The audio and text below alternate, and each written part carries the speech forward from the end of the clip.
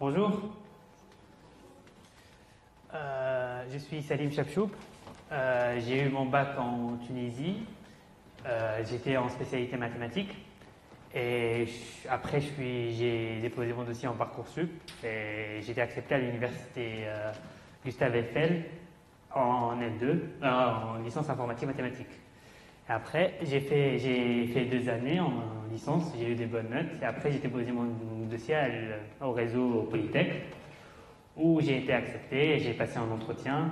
Après, j'ai été accepté à la Polytech Lyon. J'ai choisi l'informatique parce que c'est quelque chose qui me passionne. Depuis que j'étais petit, j'ai été passionné par les jeux vidéo et c'est pas vraiment une liaison, mais je trouve ça très intéressant. En plus, j'étais un peu influencé par quelques membres de ma famille vu qu'ils sont dans le même domaine. Du coup, ça m'a un peu aidé, ils m'ont encouragé. Et je trouvais ça passionnant, le codage et l'algorithme et tout ça. C'est quelque chose qui me passionne vraiment. Et l'année dernière, en été, j'ai réalisé un stage. C'était en tant qu'assistant en secrétariat. C'est pas vraiment dans l'informatique, mais c'est juste pour l'expérience professionnelle. Ça m'a vraiment servi à apprendre des trucs, comment gérer, comment parler avec les clients, comment parler en public et tout ça. Ça m'a permis de gagner encore plus en confiance. Et voilà, c'était vraiment quelque chose de très intéressant. Je passe la parole à Mustapha qui va présenter son parcours maintenant. Ok, alors moi c'est Mustapha Dabridi, je suis aussi en 3e année en FIS. Moi j'ai fait mon bac en Arabie Saoudite, par contre j'ai refait un bac français la même année que je suis allé en France. Je suis allé au tout début dans un BUT en GE2I, génie électrique informatique industrielle, avant dans la 2e année de prendre la spécialité automatisme informatique industrielle pour s'approcher le plus possible de info. Alors pendant le dernier semestre, j'avais un stage à faire. Je les ai fait dans les laboratoires d'Ampère qui sont juste à côté, qui font partie de l'université de Lyon 1.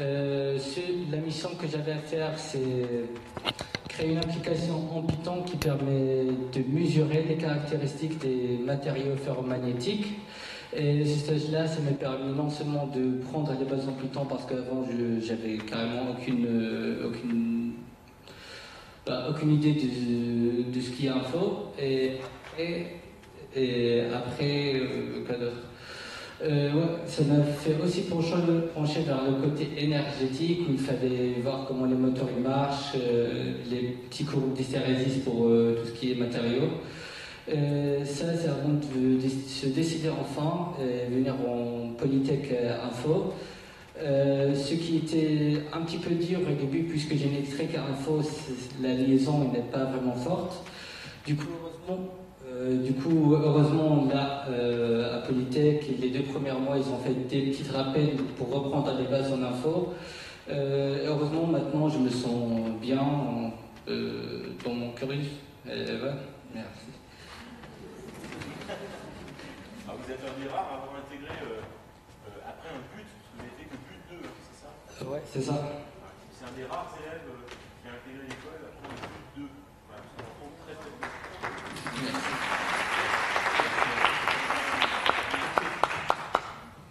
Il y a les intervenants qui vont venir, c'est un petit peu de retard, voilà. Sinon, s'il y a des questions, vous pouvez poser. N'hésitez pas, soyez pas timide avec vos élèves. Pas de questions? Alors, ils sont en 3e année, donc là, vous allez chercher un stage, vous allez concevoir votre volonté, ils sont en train de réfléchir, peut-être pas encore, mais en tout cas à leur mobilité internationale. Donc, on vous envoie un questionnaire.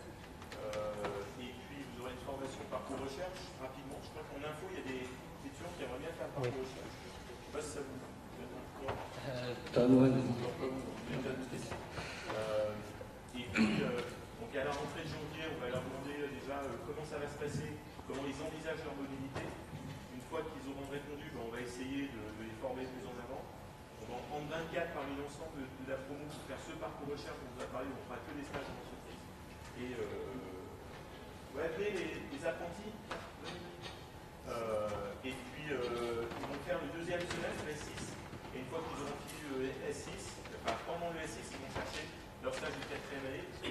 info à le stage de 4e année à l'automne. Voilà. Alors quand on est informaticien, il ne faut pas leur dire, parce qu'ils n'écoutez pas, c'est assez facile de trouver un stage. Il y a plusieurs offres de stage par étudiant d'informatique. Vous avez déjà commencé, déjà trouvé des stages? Oui, en vrai, ce que nous propose l'école au début de l'année nous a donné, on a appris plusieurs choses au début de l'année, une quantité énorme d'informations dans tous différents types de langages.